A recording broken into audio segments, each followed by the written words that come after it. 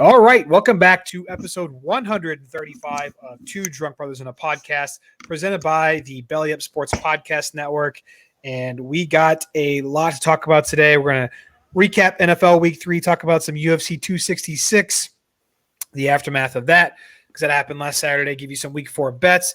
And also, we're going to bring back something that we did not do. Well, we did a few times last year. We haven't done it yet this year. But we're going to be doing an ultimate DFS lineup, drafting a DraftKings daily fantasy lineup for Week 4 live on the podcast. And if you are watching us on YouTube, we appreciate you guys. Make sure you sub to the YouTube, sub to wherever you listen to your podcast. But if you're watching on YouTube, first of all, you're seeing Travis run around like a crazy maniac because he's trying to get his mic situation figured out. But you also can probably faintly see what was probably the most blatant pass interference non-call that I saw of the weekend. And it really cost the Dolphins the game on Sunday. Will Fuller was open in the end zone. He was legitimately tackled before the ball even got there. And I just think it was ridiculous. So I guess we'll kick it off there, Travis, like with our week 3 talk. Dolphins, Raiders, what do you think of the non-call and the PI there at the end of OT? Yeah, I mean, it's tough. I know it was kind of close, kind of a bang play, but and like you have some people that were online on Twitterverse saying you can't call that a penalty in overtime. I think it's ridiculous that some people think that some calls shouldn't be called just because it might completely change the game. Like if it's a call, if it's pass interference, it's pass interference regardless of when it happens. Like there needs to be a line drawn like, hey, this is pass interference. This is going to be called. I'm tired of it. Oh, we're not going to call that in a close game because it was a bang play. Yeah, I mean, that's my thing too. Like, so you're saying if this would happen in the first quarter, like it's okay to call just because it was in the first quarter, and I guarantee you it probably would have been. Oh, absolutely! Like he legitimately tackled him, and now a lot of people were looking back on it whenever we played the Raiders last year. Whenever it was called on, I can't remember. It was a Dolphins defensive back. I think it was Byron Jones on a Raiders receiver. It was a lot less ticky-tacky than that in overtime or at the end of the game that allowed them to get the go-ahead field goal to take the lead. But it's just I'm sick of the inconsistencies, like you said, and just NFL officiating all around. I just think you could have 3 different sets of refs call 3 different games, and they're all going to have the same plays in each game. They're all going to call it differently. Yeah, Dolphins got screwed pretty bad. That was a pretty awful non-call. But a game that I wasn't watching that I heard about, went back and looked at, I think the Lions may have gotten screwed the most. Are you talking about how the clock expired? It was like 0? 1.9 seconds that it hit 0 before he hiked the ball. That I know that they're not perfectly matched up, but there's no way it was just around 2 seconds off. And then that allowed the Ravens to obviously gain some more yards and then kick that 66-yard field goal. Outside of that, clock hit 0.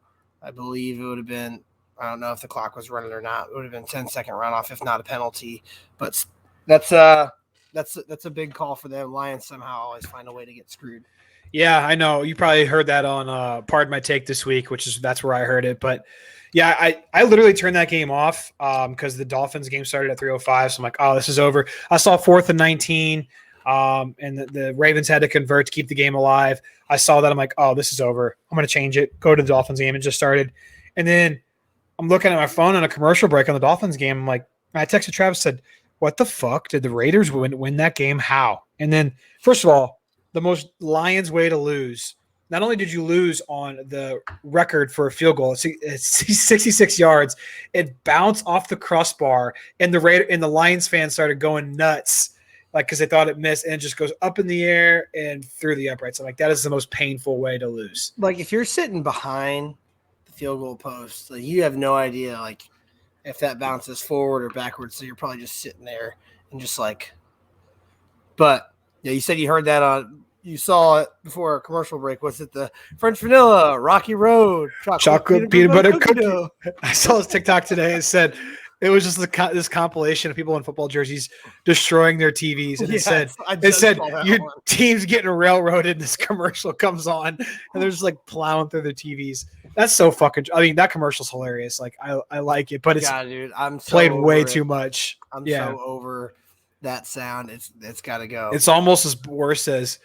And we fancy like Applebee's, and it's like fucking them doing that corny ass dance for. It's horrible. It's so bad. I don't hate that song, but that dance. No, I do now.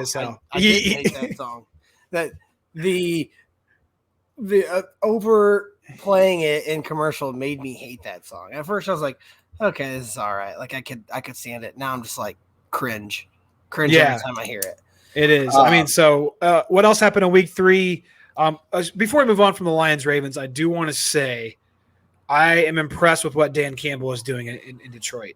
They have quite possibly the worst roster. You know what it reminds me a lot of, and I know we always refer to the Dolphins on this podcast, but it reminds me a lot of the 2019 Dolphins and the roster that Brian Flores had. They fought and they scratched in as many games as they could. They ended up 5-11. That's what this Lions team reminds me of this year with Dan Campbell. I mean, they very well should have won on Sunday. And I told you, I was like my hot take last week was that they were going to cover. And then I said that they have a very good chance of winning. Well, they should have won. And then they also almost came back against the 49ers. Like they're a scrappy little team. And I think they can pull off some pretty big upsets this year against some teams because people are going to just go into the week thinking, oh, this is an easy win.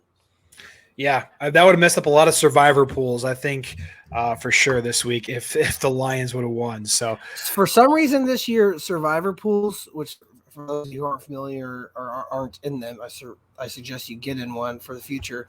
But anyway, for some reason this year, it just seems easier than normal. Like nobody is getting eliminated in like huge bulks this year.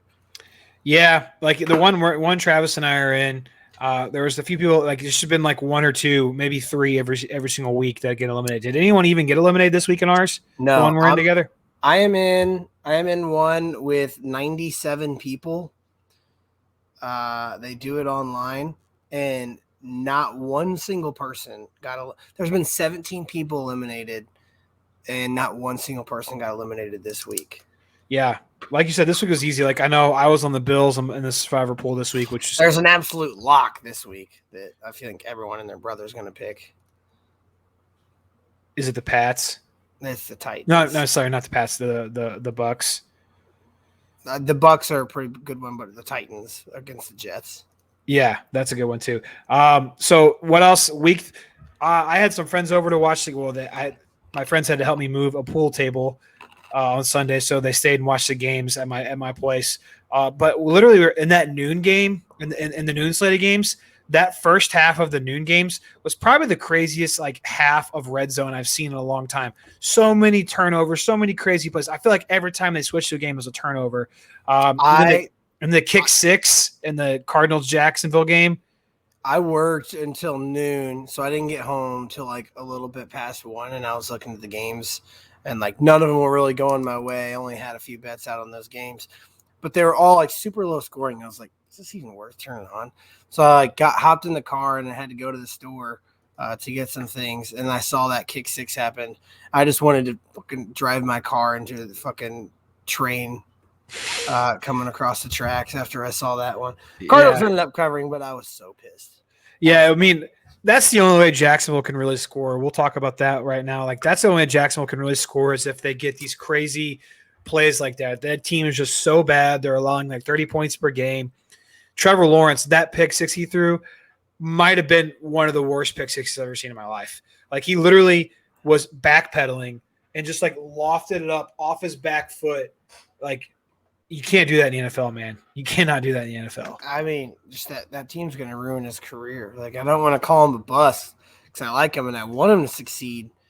But, I mean, the Jaguars and the Jets are both they're going to ruin their QB's careers, man. Zach Wilson, you might already label him as a bust because unless he gets out. Because it's like you can't do anything in those situations. Like, you're not going to come in and make those teams phenomenal automatic. Like, you just can't.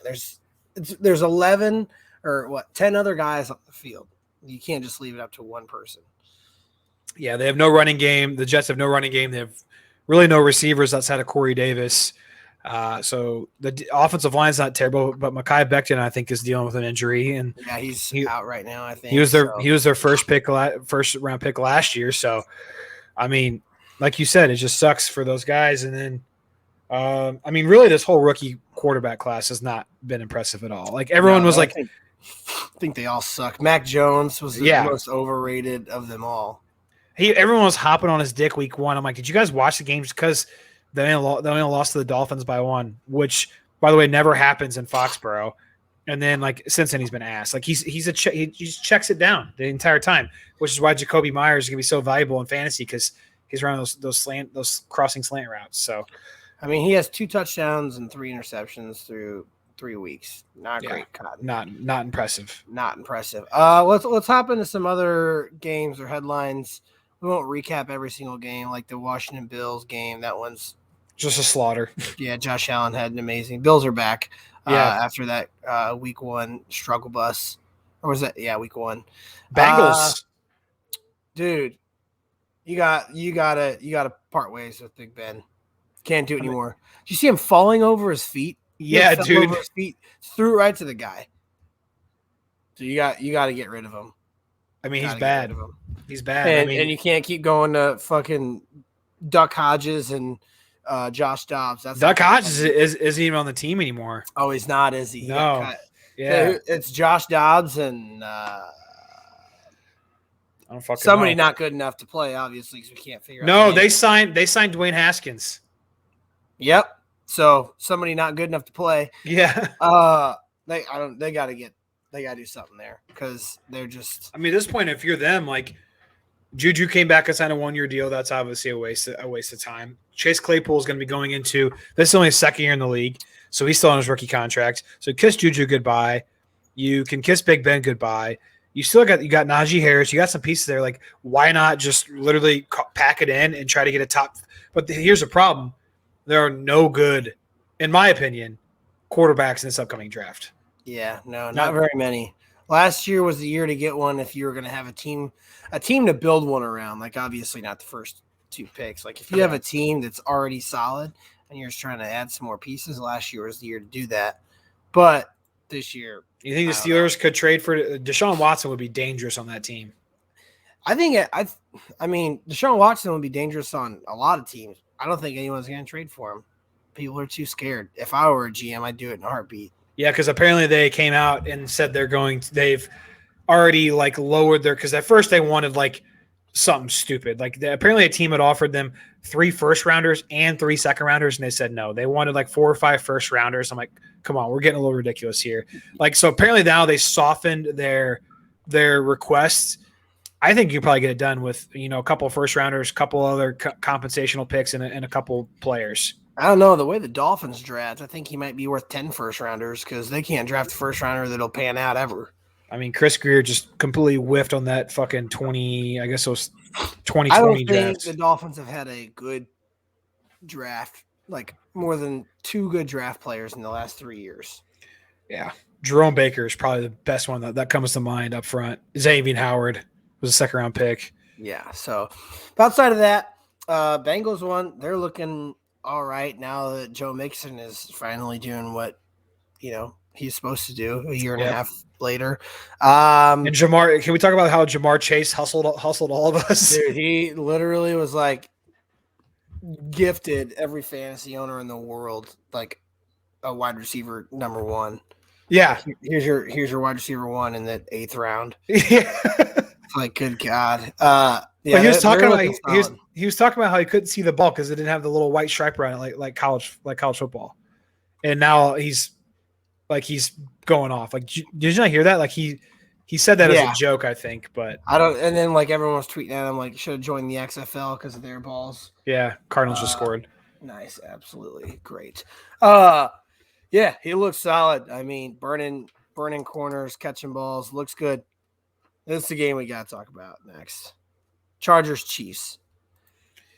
Chiefs fans, is it time to hit the panic button? I think they're. I know we have a couple Chiefs fans. Not trying to make them mad, but I think Chiefs fans are too confident and cocky in their own team. If I were a Chiefs fan, that would be worrying. So I know one Chiefs fan is a loyal listener, and we'll see him this weekend. By the way, guys, Travis getting married this weekend, so give a round of applause for that. Woohoo. We're not going to be the two drunk brothers anymore. We're going to be the two drunk husbands. Yeah, brand name change. But anyway, Cyrus, I know for a fact because I saw him like a tweet and retweet something, and it said these new Chiefs fans really weren't a fan in the 2000s, and it shows because there was a time there when we were in college, and Cyrus was my roommate, where the Chiefs went 1-15, and he watched every single game religiously. So these new, I'll call them bandwagon Chiefs fans, don't know what it's like to have a team that can't fucking defend anything, and they can't stop anything, like nothing. They are worst in the league in stopping the run, which I by a considerable margin, by a lot. Yeah, a lot. I talked about it last week. Their linebackers, they're just not stepping in. They're not filling holes. We score again, absolutely. Yeah. They're not filling holes. They're not being aggressive enough. So they're getting 5. Jesus, that sounded very bad. But they're not doing that, and they're just getting.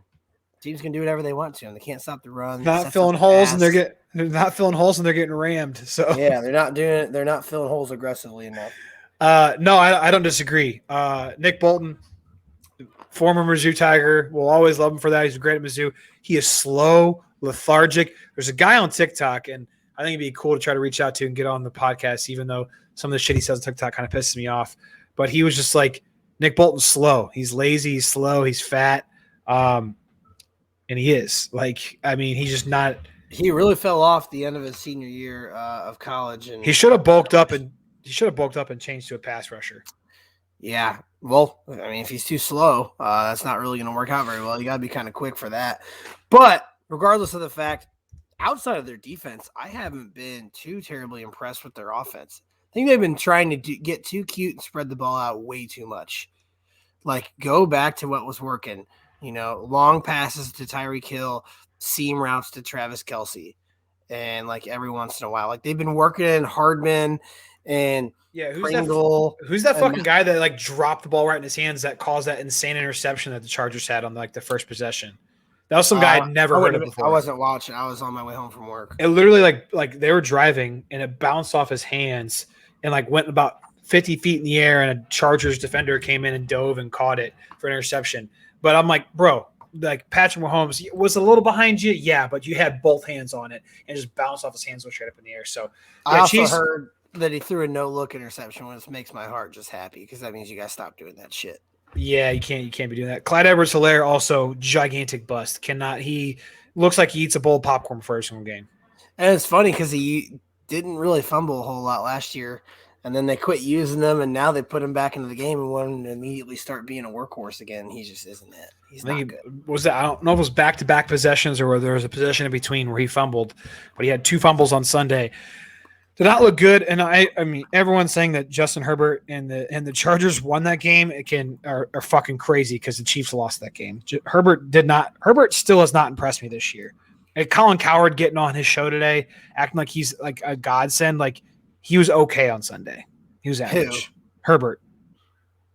I mean, he did pretty well. He had 281 yards, which isn't that impressive. But he had 4 touchdowns.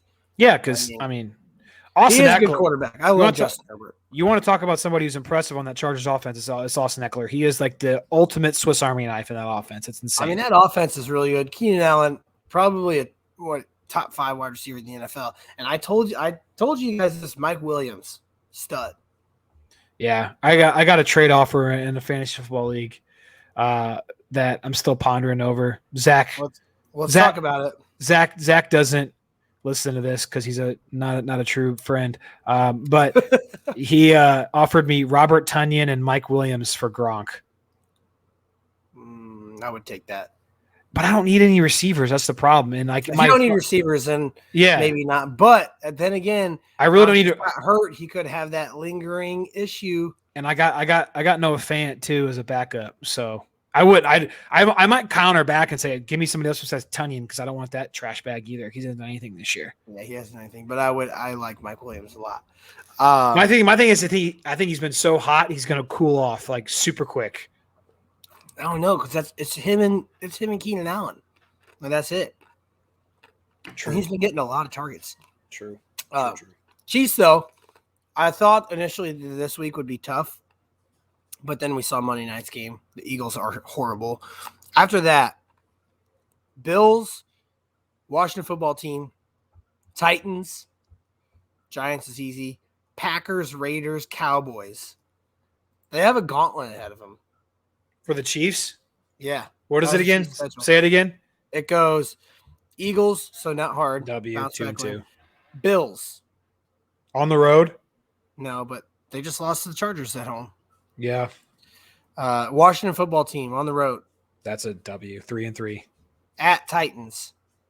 W, 4-3. They'll be the Titans. I think the Titans record, I think they've played, I don't know, 4-3. Anyway, go ahead. Giants. 5-3. Yeah. Packers. In Green Bay? No, but still. Just depends. If they can't stop the run, Aaron Jones is gonna run down their throat. I could see that. That's a toss-up game. 5-4, maybe. I guess. At Raiders. That's a win. I think the Raiders are the most fraudulent 3-0 team in the league right now. And then Cowboys. I think you're giving them too much. I think you're giving them the benefit of the doubt. No. I think they'll lose to the Bills, to the Titans, and to the Packers. I think heading into that Raiders game, they will be 5-5. 5-4, or 4-5. Yikes! I don't know about that. I really hope not, because I got a few futures with them winning the AFC West in it. I did too, but at the end of the day, I think I would almost give up bets to see something different happen. Yeah. Sorry, Chiefs fans. I need some new stuff happening in my life. Real quick, we'll talk about Sunday Night Football, and then we'll move on, because I feel like what happened in Week 3, we kind of touched on all the big storylines.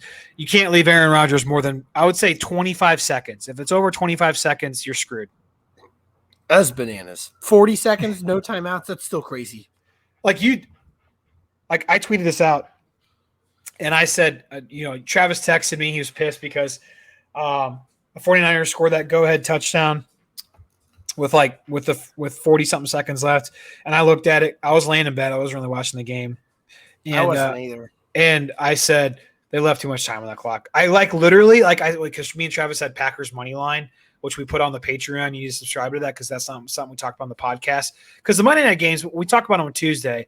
By the time Monday rolls around, so much shit has changed. Like, we could definitely change our minds about something. So we ended up betting Packers money line. But I literally had, I saw that. I saw the amount of time that was left. I saw that all the Packers needed was a field goal to win. And I'm like, I told Travis, they left too much time. I literally had zero doubt. I counted that as a win from that time. That's how much confidence I had. That's a lot of confidence. Everyone's praising Aaron Rodgers. Don't get me wrong. Very impressive. 2 deep passes down the middle. But I think Mason Crosby had to go to the locker room afterwards and wash the grass stain off his balls, because his nuts were just that big. Mason Crosby's always been a super clutch kicker. But hadn't he already missed a field goal that in the game? We've seen that a lot. Justin Tucker missed a field goal, and then he ended up hitting the 66-yarder. Jason Sanders missed a field goal earlier, and then he ended up hitting a big one later in the game. So I think that's how you define a good kicker. You miss a kick earlier in the game, come back and make a big one later on. The kickers that are mediocre or average or bad will continue, it gets in their head, and they're done from there. So the good kickers will get up and over that. So I like that. Side note, Rams really good. Seahawks suck. The Rams are going to win the Super Bowl. They'll do Rams things and lose it until someone proves me otherwise. I mean, I didn't even know they had Deshaun Jackson on their team until Sunday. No one does. He'll have another game with 150 yards and 2 catches, and then he'll disappear. But it pains me to say this. I say that they'll fall off, but Matt Stafford is just another level. He's so good. Literally, Sean McVay had a quote. He said, the second he came into our building, he made everyone in here a better football player, and he made me a better coach. And I think that just speaks volumes to the player that Matt Stafford is and how undervalued and underrated he was in Detroit. Me and you have always known. We've always been a big Matt Stafford backers, even though he's playing in Detroit. Always have. He was super underrated, and I think finally now he's getting the respect he deserves. For Sean McVay, who's been to the Super Bowl, to come in and say the second he walked into this building, he made every player in here a better player and me a better coach, just speaks volumes to the type of player and leader that Matt Stafford is. I heard something today. It was switch situations with Matt Stafford and Aaron Rodgers, and where would they be now? I think that Matt Stafford has the talent to have had the career that Aaron Rodgers has had. I think Aaron Rodgers is a better improviser than Matt Stafford. You're talking about if they would have switched careers, like if Matt Stafford would have been in Green Bay and Aaron Rodgers would have been in Detroit. Yeah. I still think Aaron Rodgers would have maybe won a Super Bowl in Detroit by with Calvin Johnson. Could you imagine Aaron Rodgers and Calvin Johnson? Like that would have been just stupid. Yeah, that would have been dumb. But I think Matt Stafford is a better game manager that he would have won more than one Super Bowl in Green Bay. Probably so. I just thought that was interesting to think about. Like, it's like, whoa, like they were in the same division for such a long time. Matt Stafford's really young. I didn't know he was only 33 years old.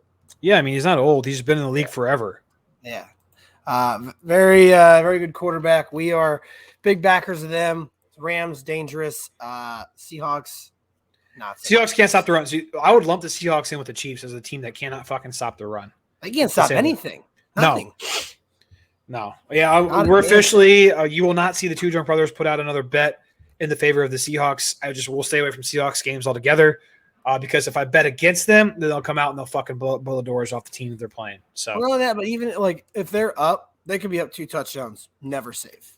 No, Sunday they came out 17-7. Like on the Patreon, we had Seahawks money line because I was like, yeah, the 2 points, whatever. I could see them fucking doing something Seattle winning by 1. So let's do money line. And I put some juice on them myself, more than 2 units that we had on the Patreon. And I saw it. And I was like, oh, they're up 17-3 or whatever it was. I'm like, oh, fucking mail that shit in. Vikings are back to their old Vikings ways. And nope, here goes the Seahawks just letting shit up like crazy. And it's just stupid. Yeah, silly. So. We found a little bit more identity in week 3 in the NFL, so we're going to head in and move forward. I would say we found it. It just has to be better. NFL. But we've gotten a little bit more of like who to bet on, who not to bet on, and teams are kind of finding a mold. And I shared a little insight with Travis that I'll be sharing to the Patreon. I think I found a little bit of a formula or a little bit of a trend that's been happening this year. To talk about betting, before Jarrett rolls into that, let's do a recap from last week. 50, 33, and 2 over the last 7 days, up 7.91 units. So not like great. Money's money, man. Volume, but hey, you're winning money. It takes money to make money. MLB has been insane. 21-8, up 10.3 units. Ryder Cup, I dominated the Ryder Cup. 10-3-2. Up 5 units over only 15 plays. And then college football, we finally won 9-7, up 1.75 units. College football, there's been 4 official weeks. We're actually including week 0, we've been in the green 3 out of the 5 weeks. So probably due to the fact that we had a monstrous week 2 in the college football. UFC, they were okay. We lost 1.7 units, 4-5. Kind of bet with our heart a little bit there. There wasn't a lot of value in that UFC card. A lot of heavy favorites. Yeah. NFL, like Jared said, got to be better. 6-10, down 7.4 units. It's tough to bet on the NFL. Start of a new year. A lot of shit happens in the offseason. But we're going to get better, and we're going to get in the green. I should have broke that out in the NFL and what it is we are against the spread and player props. Again, this is all of our Patreon bets. So like Travis said, overall Patreon 50, 33, and 2. Just over the last 7 days, up a little under 8 units. So, if you're a $10 better, that's $80 in a week. That's nice. If you're a $20 better, that's $160. So I don't know anybody in their right mind that wouldn't take that money. It's free money in your pocket. Take your girl out to dinner. Take her on a date night. It's a free date. So with that being said, before we move on to Degenerates Digest and talk about week 4 in the NFL and week 5 in college, let's quickly recap UFC 266. Well, you said you found a slant for NFL. Are we going to talk about that now or later? The slant I found is, and I'll go ahead and this is something I was going to give on the Patreon, but I'll give it to the podcast for you guys. So I found that if you have a road, what I tell you, Travis, I texted this to you. If they are a road favorite by more than 4 points, 4 points or more. No, you said 4. Like 4 or in less. between 0 and 4, yeah. Yeah. If they're a road favorite, so like this weekend, Bucks and somebody else was a road favorite. Yeah, but that's over 7 though. That's like 4 or over. The Bucks are like 7-point favorites. No, they weren't. They were 1 point favorites. I'm talking about. This. I thought you meant this upcoming weekend. I was talking about data from last weekend. So something I found, and like a trend that I found this week. If it's a road favorite and the spread is like less than 4 points, so like the Bucks were -1. I can't remember the other one. I told you, take the home dogs, and because like Vegas already views that as a close matchup. Take the value there. And there's the Seahawks. Yeah, the Seahawks. They were like 2-point road favorites against the Vikings, and the Vikings covered easily. So that already makes it seem like it's going to be a close game. Yeah, and then so it's trap. It really is a trap, and we've fallen into it a lot. So we're going to try to avoid those as much as possible, given that that's not going to be the case in every single game. So you probably will still see us take some, but not as many as we have been. And then also, if it's like a close matchup, like, and this is just really more of an eye test. If you're like, hey, it's a close matchup, and the spread is 6 or higher, then take the underdogs. There's a lot of like underdogs that cover this weekend. That like the Dolphins covered against the Raiders. There's a lot of teams that were dogs that covered the Bengals against the Steelers. So we're just something that Saints were a big one. Saints were a big one there. The Falcons against the Giants.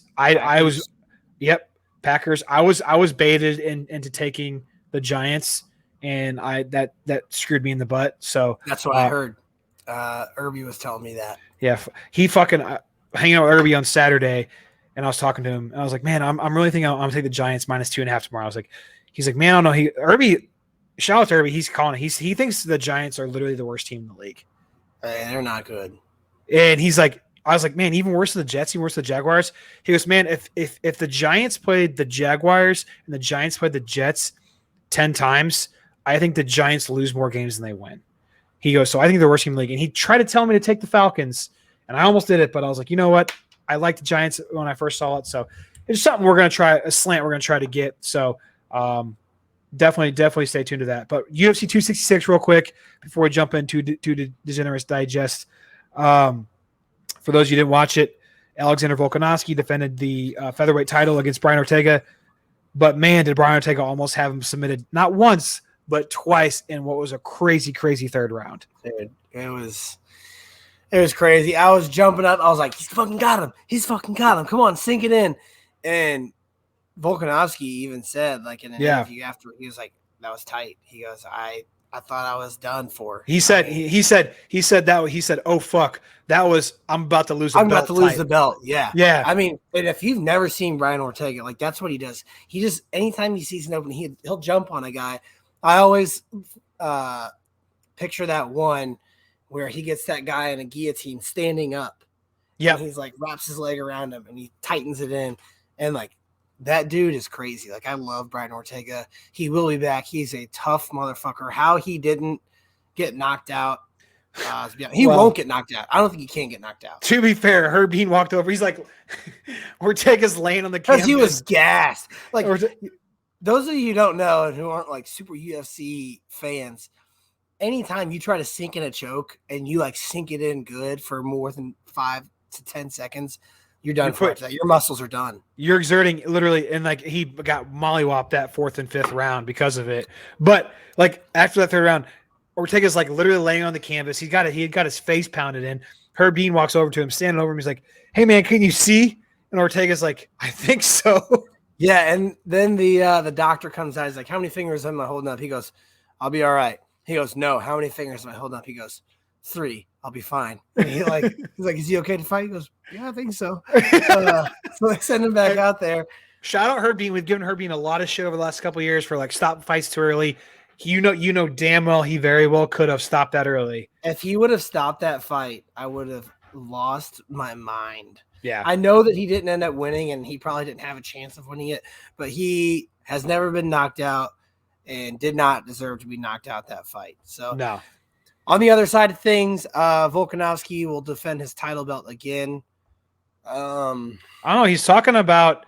He said he's gonna have to wait because Yair Rodriguez is probably gonna have to fight Max Holloway, which is a fight I don't think needs to happen. I think they give Max and Volkan the run back right now, but Max wants to fight.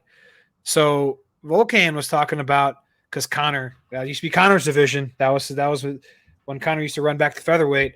Yeah, so Conor would have to drop 2 divisions though. Well, Volkan's like, even someone Volkanovski, they were like, yeah, he can't drop down to 145 anymore. He looked deathly ill when he was at 145, and Obviously, like, 170 is not working. Well, Volkanovski's like, I'll go up to 155. He goes, I'm going to have some time. He goes, because Max and Yair Rodriguez are going to fight in probably December or January, so I'm not looking at defending my belt again until probably March or April. I'm down to fight in between then against Conor if he wants to run it. That would be a cool fight to watch. Yeah, I think Volkanovski would win though. Oh, Conor's washed, but it'd be fun to watch. He is. But hey, it would be fun to watch. Meanwhile, on the other side, Ortega, I think his next fight, I think he needs a fight that's not so intense. Give him someone that he can go in there and beat the fuck up. Sugar Sean? He would tear him apart. Yeah, I know. He would tear him apart. That wouldn't even be fair. He doesn't win all that. Who else is in the featherweight division that Ortega could fight? Let's see here. Ortega in the featherweight division. He already beat Korean Zombie. Calvin Kattar would be the only one. Really? Yeah, I would give him. Yeah, because he's ranked 5th. That's about it. Yeah, you Unless you want to give him Yair, but he's going to fight Max Holloway. No one else is really worth him fighting. Like, I wouldn't drop down and fight a number 9 or 9 ranked fighter. Bryce Mitchell? No, that's not worth it for him. That's not worth the loss. Stylistically, that's not a good matchup for and that's the thing too. You got to look at it and like, yeah, he could lose that fight, and if you lose to a guy that's ranked 11, you might as well count your blessings over for fighting for the title within the next 2 years. Absolutely. And same thing with Giga. I wouldn't fight that Giga Chikadze guy who's ranked 8th if I were him. So if I were him, I would only fight Calvin Kattar or higher, 5 or higher. Yeah, I don't disagree with that. Calvin Kattar's last fight was a loss to Max Holloway. It's not terrible. Going into co-main, nothing much to say. We knew Valentina Shevchenko was going to win. She was the minus 1,700 favorite for a reason. We had her by decision. It lasted the 4th. She knocked her out then. That girl just fell apart. She was done for. She was done for from the time the bell rung in the first round. Let's be real honest. Like, she never looked like she. But she was at least standing her ground and like not getting beat the shit out of. And everyone's like Jessica Andrade. Jessica Andrade was a first round knockout on the first fight on the main card. She needs to run it back. I think the Jessica Andrade fight would be better. Would be a more entertaining fight than the Amanda Nunes because Amanda Nunes is going to win. I mean, they're like, run the trilogy fight. I'm like, there's no trilogy. She just beat her twice in a row. But both were decisions, though. Okay, fine. Do you want her to knock her out? I honestly do. Because Valentina hasn't been knocked out. I do. Has she? I don't think so. There's no way. She's 22-3. I don't think she definitely doesn't have a loss in the UFC. She lost to a split decision to Amanda Nunes, a unanimous decision to Amanda Nunes. Nope, she lost to Liz Carmucci back in 2010 on a doctor stoppage. Liz Carmucci used to be a badass. She put a lot of losses on some girls' careers. Yeah, it was she's like 38 now, 39, 37. Yeah. But anyway. Who she's beaten. Yeah. Liz Carmucci, she has beaten I feel like she's beaten some damn good girls. Maybe she lost the decision to Valentina Shevchenko, so Shevchenko got her back. She beat Jennifer Maia by decision. Who hasn't? Caitlin Chukagian, she beat her by decision. Lauren Murphy, she beat her by decision. See? She beat Jessica Andrade by TKO. I'm telling you, dude. She beat a lot of these girls. Shevchenko by TKO. Even her losses, like, they're all decisions. Like, Rousey submitted her back in Rousey's heyday. That's because Rousey was bananas. But Misha Tate decision, Shevchenko decision. Like, girl's not bad, and she's won 3 in a row. But she's in she's in Bellator now. Yeah, no, she's gone, but she used to be a cash cow back in the day. Mm-hmm. Before we hop on Degenerates Digest, I want to tell you guys another betting strategy that I actually saw on TikTok. And like a guide about some guy that he used to be a betting guy, whatever.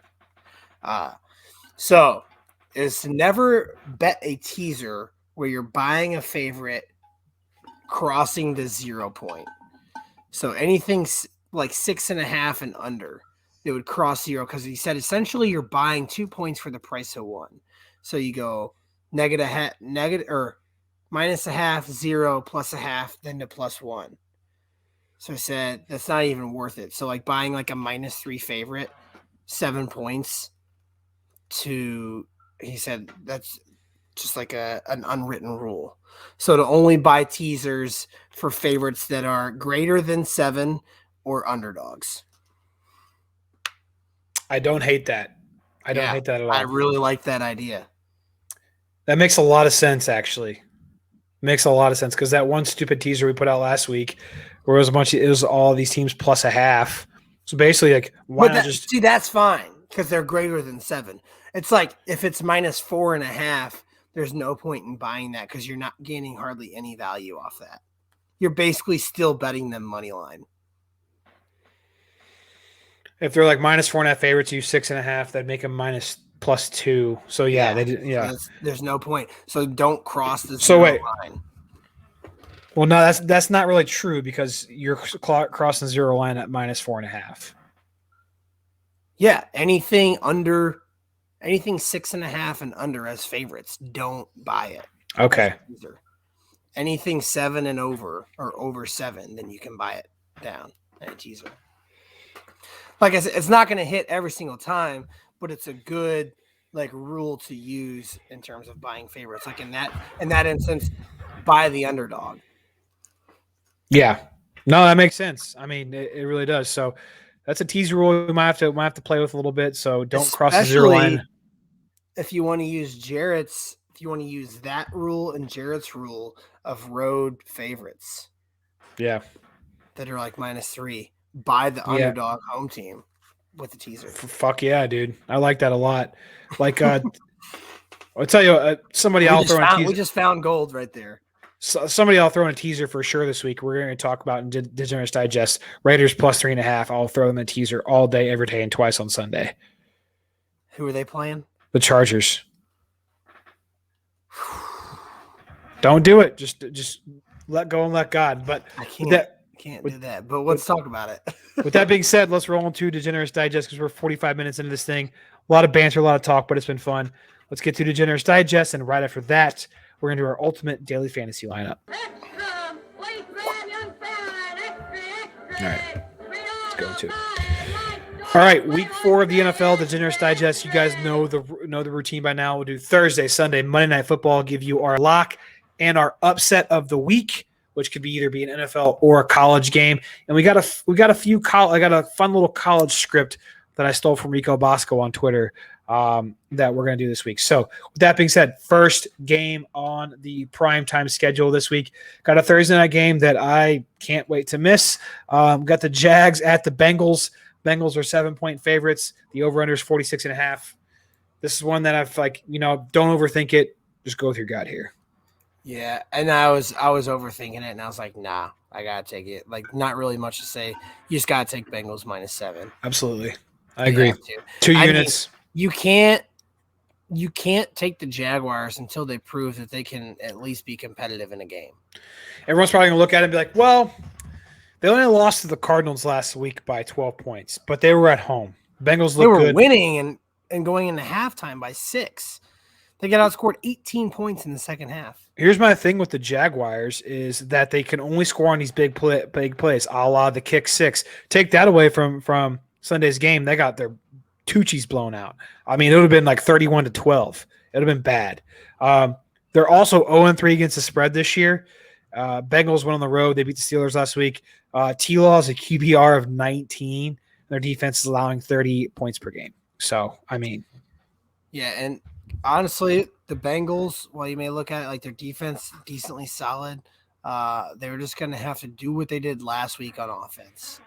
If they come out struggling on offense, and you could be in for a rough game and maybe see the Jaguars' first win. But going off what last week happened, you got to take the Bengals. Got to take Bengals -7, 2 units on that. Let's roll into Sunday Night Football. You got Tom Brady coming back to the Meadowlands. Bucks at Pats. Bucks are obviously the 7-point favorites here. The over-under is 48.5. Again, another one I think is super easy to pick. This line has climbed and climbed. It started at 5. Lock this in as soon as you guys hear this because I'm going to lock it in.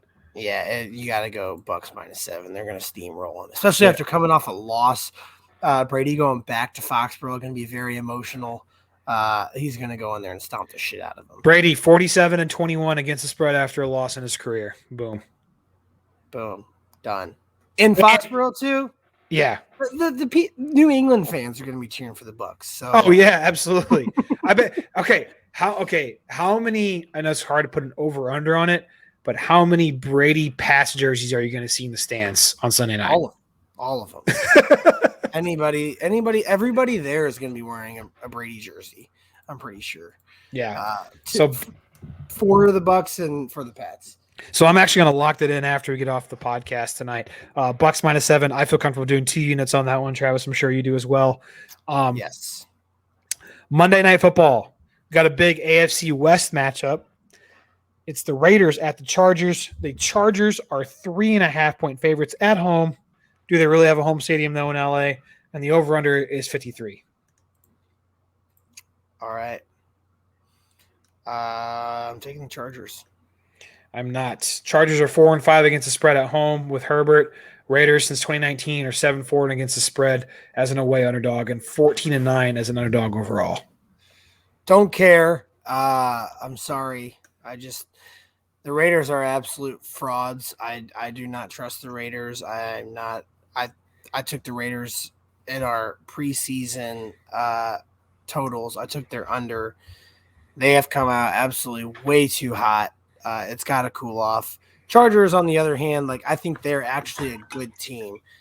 They beat the Chiefs because they have actual talent, not just because things rolled, their way. They should be 3-0. They just had a bad game against the Cowboys. I just don't. I'm not buying into the Raiders. If the Raiders can beat the Chargers, I'll buy into them, but I don't think so. All right, I am going to take the Raiders at +3.5, just at 1 unit. Just because I do not like the half. I do not like the half. Especially, I really like this line. This is one you can wait on. Don't lock it in. I'm not locking this in right now. Obviously, in the Patreon, we'll have another article come out on Monday for this. But if this line goes to 4.5, if everyone's going to be hammering the Chargers like Travis is, I like the Raiders in that. Because, like I said, that 4 to 5 range is just a weird spread for me. So I won't bet the Raiders after what they just did this past weekend to Jacoby Brissett. A game they should have lost, by the way. A game that they not only should have lost, but they were up by 12 points and blew a 4-point spread against the Dolphins at home. I'm sorry. Yeah, I'm shitting on my own Dolphins here, but they look horrible, and you blew a 12-point lead to the Dolphins at home. It's not just they look horrible. They had a backup quarterback playing. So exactly. So I got to take the Chargers just based on that. So that's just the game that you guys are going to have to roll with on your own. We're not going to put out picks for that on the Patreon because if we're unless it changes drastically by Monday. Yeah. I still would just stay off of it. If maybe it the goes, over. What do you think about the over 53? No, because the Chargers have too good of a defense. That's what I was thinking too. But we did the under on Monday Night Football last night. It fucked us. I'm not going to take under. I'm not going to take over unders on primetime games this year. They're hit or miss. What about Derek Carr pass attempts? That could be one because they don't have a run game, especially if Josh Jacobs doesn't play. I don't think he's going to. Long week. It's going to be limited. Yeah. So anyway, that's Monday Night Football. Let's roll into. We're going to do our upset of the week first. Travis, do you have a college or a NFL upset? I have an NFL upset, but there's zero value on it. Yeah, is it the Ravens? It's the Ravens. Yeah, me too. I mean, it's not a true upset. Ravens are -105, but the Broncos are the true favorite right here. They're -1 and -115 as money line. Ravens are -105 money line. So a little bit of value there. I'm comfortable doing 2 units on that. Oh, I was going to do 2 units on it too. Yeah. The Broncos opponents are 0-9. Yep. They have played absolutely nobody. I am 0% convinced that Teddy Bridgewater is the guy. I'm still in a little bit denial, and I'm still a little salty about the fact that they're starting him. I just want them to fail, and the fact that they're 3-0 pisses me off even more. If they go in and beat the Ravens, I might just punch a hole in my TV. No, yeah, I don't think they get this done. There's no way the Broncos are a 4-0 team, especially playing the Ravens, who, well, again, the Ravens haven't looked at, but the Ravens beat the Chiefs. The Ravens can fight adversity, and I think that they get this done. Like you said, the Broncos' opponents are combined 0-9. They played nobody, Giants, Jags, and who else they beat? Jets, Giants. Okay. Literally the 3 worst teams in the NFL. Yeah, absolutely 3 worst teams. So I think it's a rude awakening. Yeah, I think this is easy. Minus 105, lock it in 2 units. Just to give you guys a same pick, because I had two picks for one that we have later. I'm going to give you guys an alternate upset of the week, which again is one that's not really considered an upset. It's an even money pick, or maybe plus 105. It's Michigan money line at Wisconsin at 11 a.m. on Saturday. Michigan was. I thought I had mine later, but I like that. I like that too. That's definitely on my card. I mean, Michigan's 14th in the country, which I know that doesn't mean a whole lot, but they're 4-0. Wisconsin's 1-2. They just got their cocks slapped around by a very average Notre Dame team. If we're average Notre Dame, like almost lost to Florida State. Notre Dame almost lost to Purdue, or they were struggling with Purdue for a little bit. So, yeah. I mean, they couldn't do anything. Michigan, on the other hand, has been looking solid. I think they roll over them, and they're +1, so you might as well just take a money line as an underdog.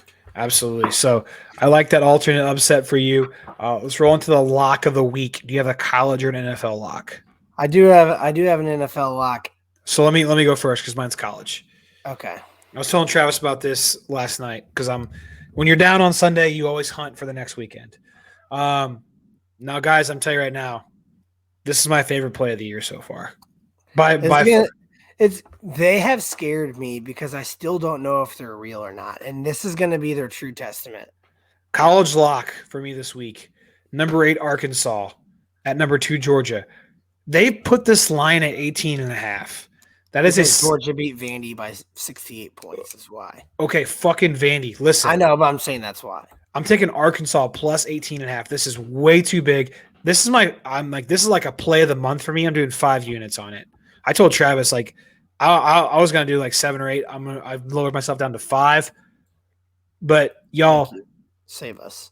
What? Save us in case it loses. Yeah. 5. They've looked damn good this year. Arkansas has wins over 2 ranked teams. Texas, which when we saw them beat Texas, I'm like, oh fuck it, Texas sucks again. Texas doesn't suck. That's their only loss this year. They just put up 70 on Texas Tech last weekend, and they also beat Texas A&M pretty handily too. So yes, Georgia has looked good in their last 3 games. They're 4-0 in their last 3 games. They've been blowing their opponents out by an average of 46 points per game. But those 3 opponents, Vandy, like Travis said, 1-3. South Carolina, 2-2 with wins against Eastern Illinois and ECU. Yeah, South Carolina's a very weak team. UAB is a solid team in their conference, but you're facing Georgia. And then Clemson has a good defense. But look what Clemson's done since then. Yeah, I mean, it's tough. It makes me nervous. I will roll a couple units with you. I don't know if I'll go the full 5. Jared's very, very, very confident in it. Which, hey, let him do it. Let's hope he's right. I mean, I'm wearing the shirt for it tonight for a reason. I mean, rocking the 2 Drunk Brothers Degenerate shirt. 5 units on that for me. I mean, 18.5 is too big. If it was like 11, 12, I wouldn't be as confident, but that's literally 3 scores. So, yeah, I don't disagree with that. Mine is one that it scares me because I know that a lot of people are going to be on it, but I don't think it's a spread that this team can cover at all because they just got blown out by the Broncos, and it is the Titans minus 7.5 against the Jets. If you could buy it down to 7, but even then, I mean, if they can't beat the Jets by more than 7 points, what are you doing? because they're horrible. They've lost by a bunch. They haven't scored a touchdown in God knows how long.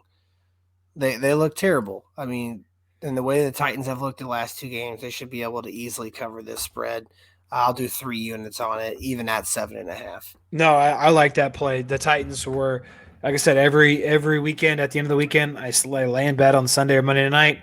I roll through all the college games, roll through the NFL games, and I put a little notepad in my phone on games I like. That is one I love. They just beat the Colts by 9, and you mean to tell me that the Colts are worse than the Jets? No. Do you think that the Jets could be our first 0-17 team? Well, no. They'll win a game. They'll win a game. I do believe that they'll win a game. Who do you think they'll beat? We could have 2-15 teams playing each other in week 16 when they play the Jaguars. Oh my God. We could. We very well could. That'd be amazing. So I like that. I do at that point. Would you try? No, I'd fucking trot out. Would you bench all your starters for the number 1 pick? I don't even know who the back. You'd essentially be playing for the number 1 pick at that point. Yeah, and if you're the Jaguars, you got your quarterback. So I guess they have Gardner Minshew, so they can't start their backup because he would try. Jaguars, no, they don't. The Gardner Minshew plays for the Eagles. Oh fuck, he does. They traded him. Yeah. Anyway, so I like that lock, Travis. Travis got Titans minus 7.5. I got Arkansas plus 18.5. We're gonna do a little bit of a college script for you guys. Again, I stole this from Rico Bosco at Barstool. Fucking crybaby. We're gonna do. For real. He's got this thing for college because apparently Friday night college games are a thing. I really didn't know that until I became a degenerate. But we're gonna give you for college our favorite Friday night play, our favorite road favorite of the week, our favorite over/under, and we're going to do screw the points. This team's going to win outright. So basically picking a dog to win outright. No, you know what I fucking miss? I miss, thanks COVID, you ruined this for me, Tuesday night Maction. Maction, yeah, I know. What is so let's kick it off. College your favorite Friday night play. There's only a handful of games on Friday night this week, but I got one I like a lot. I have to do this just because I really truly believe this. Going against your road favorite thing here. No, it's Iowa. It's Iowa minus 3. Yeah. I'm sorry. Yeah. I know that was for NFL. That wasn't for college, by the way. So that is very true. And I think this line is honestly so low because they kind of struggled with Colorado State last weekend. But I mean, you're going to have those games every once in a while in college. It's just how it is when you're playing with 18 to 20-year-old kids. Maryland, on the other hand, we got to get over the Maryland hype. They beat Illinois by 3 points. Yep, that's my thing. That is one that truly stands out to me. Maryland is not that good. Iowa, they're known for their defense. I think they're going to come out, I don't know his name. I'm just going to call him Tua's brother, Fitz. I'm going to show him Fitz. I don't like it. They do have a common opponent, by the way. Kent State. Maryland played them last week, beat them by 21. Iowa played them 2 weeks ago, beat them by 23. So might be a little closer than we expect. Very similar, but I don't think playing in Maryland is some hard thing to do. No, I don't either. And I've watched Tua's brother play, and he doesn't really impress me. Iowa's number 5 for a reason. I think this is the big game where they come out, their coming out party, and they kind of roll into it for the rest of the year. So I like that. That's my favorite Friday night play as well. Iowa. Oh, really? I thought you were going to go Houston. I do like Houston. We'll talk about that'll be on the Patreon. But Iowa is my favorite one, minus 3.5 at 2 units. So your favorite road favorite on the weekend. I'll go first in case I steal yours. My favorite road favorite is Texas minus 5 at TCU. I thought about that because they just absolutely steamrolled Texas Tech last week. I mean, it wasn't even fair. They were thrown to the wolves after they lost to Arkansas, and now looking back on it, that loss to Arkansas really doesn't look that bad. They're still not ranked. By the way, can we talk about why Clemson being ranked at 25 is still a thing at 2-2? It's fucking ridiculous. No, they're. I mean, it's just it's the fact that it's Clemson. That's stupid. But anyway, Texas -5 at TCU. It's on the road. That's my favorite road favorite. In their last 3 wins, the Longhorns have averaged 55 points per game, and they're only allowing 17 points per game. TCU is 1-2 with a measly 2-point win over Cal at home. It's just going to be a fucking and Cal's slaughter. not that good. No, it's going to be a slaughter at all. The only thing about that I was looking at, I was like, God damn. I was like, we bet on Texas against Arkansas, lost. We bet on Texas. I did not. I put Arkansas on the Patreon. We bet on Texas on a different. Oh no! I bet on Arkansas last weekend against Texas Tech. Texas A&M. We bet on Texas against Arkansas because we're Mizzou fans. We didn't know Arkansas was legit then, and then we bet on Texas Tech last week against Texas. Yeah, and so we've lost both our Texas bets. We got burned on. We get burned again. I am just gonna avoid Texas down forever. Yeah. But yeah, I don't mind that. I was looking at that. I was like, that's very intriguing to take. Yeah. So I don't mind that. Mine, on the other hand, let me scroll down to it. I can't have too many tabs open on this computer. It sucks. So I got to find it. Okay. Mine is Army -7.5 at Ball State.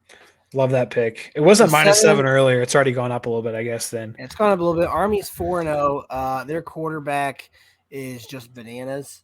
He had like 200 and something rushing yards last week. Meanwhile, Ball State lets up 189 yards on the ground a game, 438 total, and Army has a pretty solid defense. They're going to, if they can't beat them by 7.5, then I don't know what to tell you, but that's my favorite road favorite. Because, again, you're playing at Ball State. I don't even think Ball State plays in like a bigger than a high school field. Yeah, no, I like that. Army's on my card as well, something that I was going to throw on the Patreon. This one, we'll hit it real quick. No need to explain it. Your favorite over-under. My favorite over-under. I don't take a lot of over-unders, but I actually looked like this one immediately. Texas TCU over 65.5. I like Texas Tech, West Virginia over 56. Seems low. Yeah, I mean, Texas Tech Texas Tech just let up 70. Yeah. Texas just scored 70, my pick, while letting up 35 at the same time. So, yeah, that kind of bodes well, that argument for both of our picks. Yeah. And then lastly, screw the points. This team wins outright. So basically a team, fuck it, they're underdogs. They're going to win this outright. By the way, your boy called the big one last weekend. I don't know. That was so easy to me why that was even on there. North Carolina State. Why that was even a thing. People gave Clemson way too much love. Still are going into this weekend. Yeah, which they will be on the Patreon as well. Yeah. Boston College, hint, hint. Yeah. For those of you who are afraid to spend money on our $10 Patreon.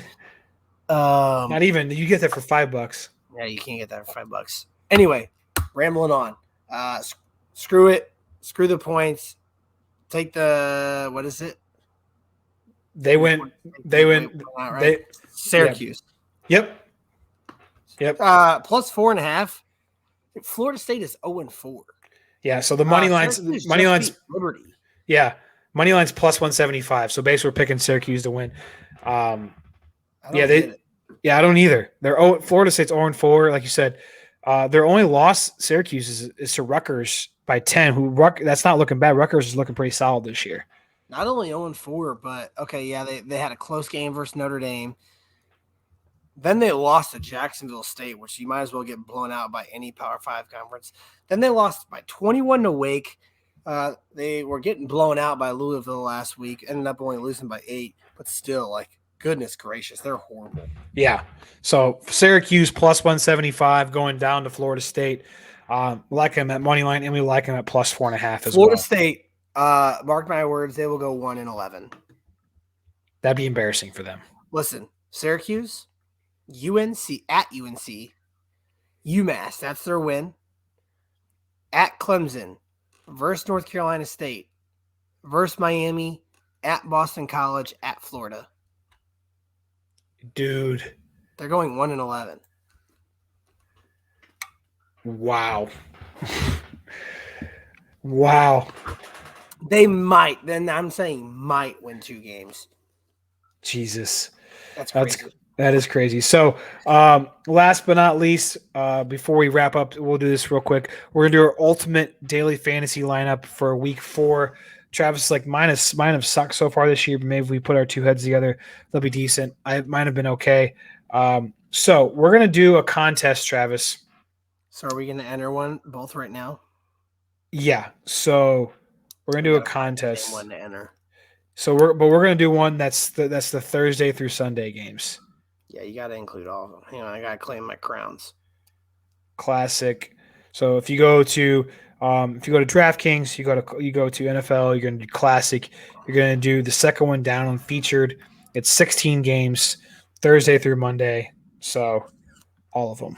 We are going to scroll down and do the. Jeez, man, there's not any good ones on here that have like a big payout. I'm gonna do $1 one where I can win $4,000. Make sure also what I look at when I join DraftKings lineups for those of you to make sure that it's mainly single entry. Don't do the ones that are 20 entry maxes. Yeah. So I usually do one that's single entry. So I'm gonna do a single entry for $5 with $10,000 prize pool. Okay. So, and I'm gonna use my crowns to do so. Because I have a shit ton. All right. So let's get into it, man. I already done a few research. So let's start off with quarterback. I got 2 quarterbacks I like this week that I looked at. One's a high dollar quarterback. The other one's like a good value. One high dollar quarterback's gonna be Josh Allen. Josh Allen at $8,000. I mean, you're playing Houston. I also like Taylor Heineke against Atlanta. So I think the high dollar ones might be worth the squeeze because me and Jarrett do a DraftKings like pool with a group of people every week. Through the first 3 weeks, I've taken a low price quarterback that I thought would go off even against favorable defense, and it hasn't worked out. So okay. I'm okay with taking Josh Allen. I do too. So we're gonna go with Josh Allen just because he's playing Houston. He should have put up a ton of points. So that when you go to running back, fill our tight end and defense next. Yeah, let's do tight end defense. Let's actually do defense first. There's a defense I like right out of the gate, and it's the good value, $3,300 Bengals. Versus Jacksonville, yeah, that's not bad at all. I'll take that. So you just get me any points at all, I'll be happy. Yeah. So tight end, I'm staying away from Travis Kelce until the Chiefs can prove to me that they actually do something. Same thing with Darren Waller. I'm staying away from Darren Waller after week 1. Nothing. Yeah, a tight end I like that's super big value. Fucking Tommy Tremble, $2,500 for the Panthers. They just traded away Dan Arnold. Yeah, I saw that. By the way, we didn't even talk about that. Jaguars got robbed. I mean, they didn't want CJ Henderson there. What about Dawson Knox is $3,600 too.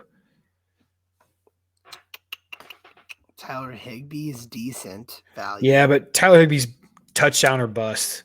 That's my thing with him. Oh, Dalton Schultz. Ooh, that's a good one. Just had 2 touchdowns. I know they're playing the Panthers, but it's at home. I like Dalton Schultz, $3,400. Kind of in between the Dawson Knox, Tommy Tremble range that I was thinking. $3,400. Dalton Schultz, I like that. Dalton Schultz averaging 13.4 points per game, and he's also getting a lot of targets. So right now we've got Josh Allen at quarterback, Dalton Schultz at tight end, and the Bengals at defense. We got an average remaining player salary of $5,883, which means you really can't. Your running backs that are going to be off limits right away, I think, are Derrick Henry, Alvin Kamara, Aaron Jones. People like that are off the board. Because you go for them, you're going to be selling them in other spots. I like there's 2 $6,000 $6,400 and $6,500 running backs I like this week. Do you want me to tell you? Joe Mixon's one. Joe Mixon's one. And then the other one is probably Chris Carson. Miles Sanders against KC. See, the only thing that scares me about that is I hope they don't use Kenneth Gainwell. They really didn't last week. Last week when I watched that Monday night game, they were using Miles Sanders a lot more. He was chunking on. I like Joe Mixon. I'm putting him in the lineup for sure against Jacksonville. What about Chuba Hubbard? Chuba Hubbard's a good call too. But he's 5,900. Hubbard. See, Dallas though is 9th against running backs in daily fantasy though. Yeah, that's true, but we can't just pick everything. Like somebody's gonna have to go off. But I hear you. So let's add up Joe Mixon, and then let's go hit up some wide receivers. It's not okay. So we're gonna do Joe Mixon, wide receivers. There's a couple of cheap wide receivers I like too. Actually, 3 of them. All 3 of mine are $5,200 or less. I got 3 of them. I feel like timeout before we go into the cheap ones. I feel like we almost have to put Cooper Kupp in this lineup.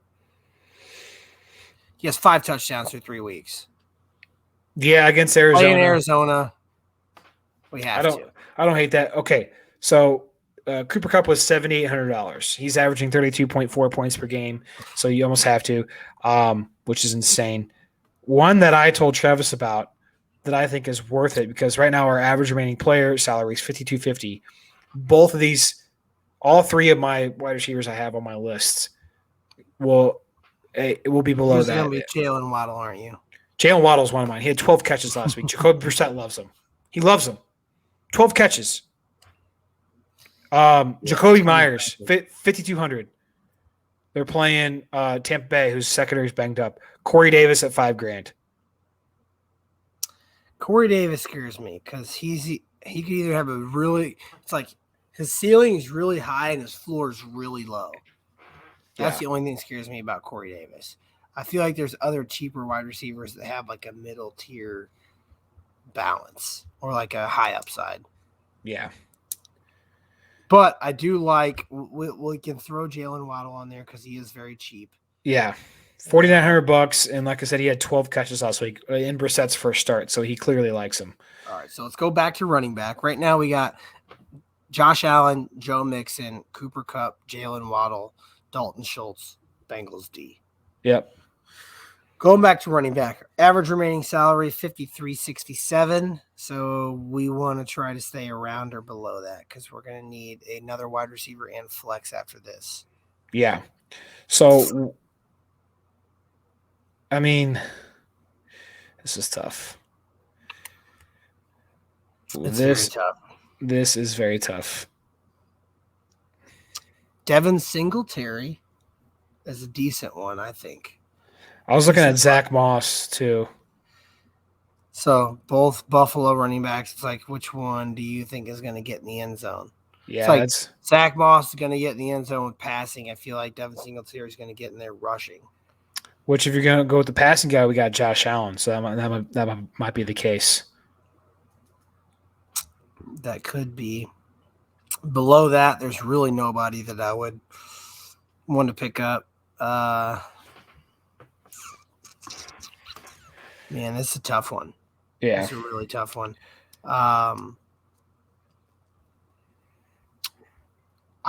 Dude. Oh, boom. Perfect. Trey Sermon. The 49ers have to eventually use him. Trey Sermon. Seattle. Yeah, $5,000. I like that pick. I think he's worth the risk. Seattle's the worst team against daily fantasy running backs right now in 2021. So I like to use them. So Josh Allen, Joe Mixon, Trey Sermon, Cooper Kupp, Jalen Waddle, Dalton Schultz. Bengals defense, we got a wide receiver and a flex spot left. We got $5,550 as our average remaining player salary. Do you want to go flex first or wide receiver first? Let's go cheap wide receiver, like super cheap. Like cheaper than Jalen Waddle? Yeah, like cheap, so that way we can ball out on a flex or spend a good amount of money on our flex. Rondale Moore. How much is he, though? Oh, nope. I figured it out. Hunter Renfrow, $4,600.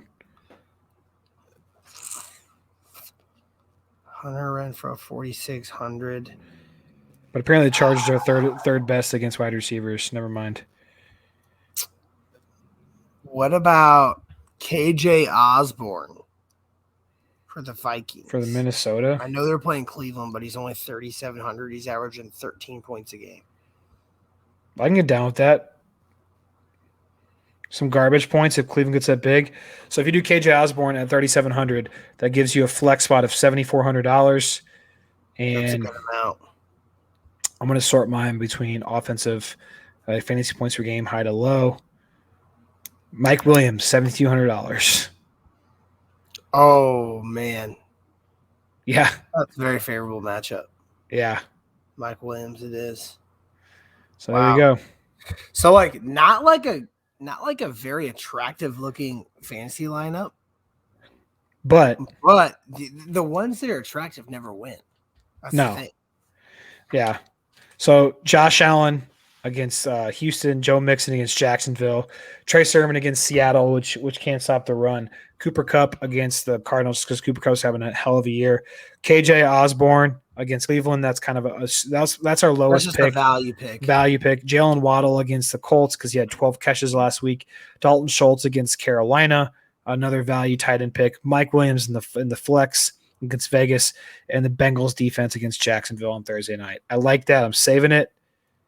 Yep, I entered it as well. In a $1 contest to win $4,000. So that was our ultimate DFS lineup for week 4. A little bit longer. Watch Stuart take the $4,000 contest. I take the $10,000 contest. That'd be fucking silly. I'd fucking go jump in the lake.